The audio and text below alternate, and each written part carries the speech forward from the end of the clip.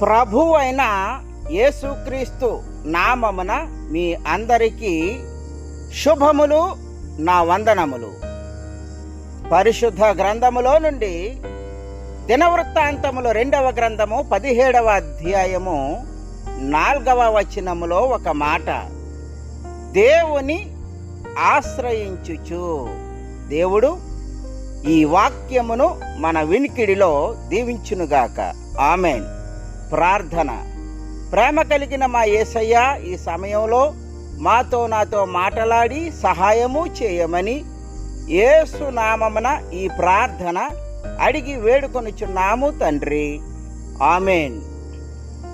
క్రీస్తునందు ప్రియమైన సహోదరి సహోదరులారా, యెహోషాపాతు రాజు దేవునిని ఆశ్రయించి దీవింపబడడం, ఆశీర్వదింపబడడం జరిగింది.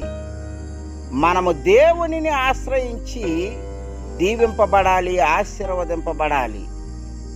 దేవునికి దగ్గరగా ఉండాలి. దేవుని నామమును మహిమపరచాలి. దేవునిని స్తుతించాలి. దేవునిని పొగడాలి.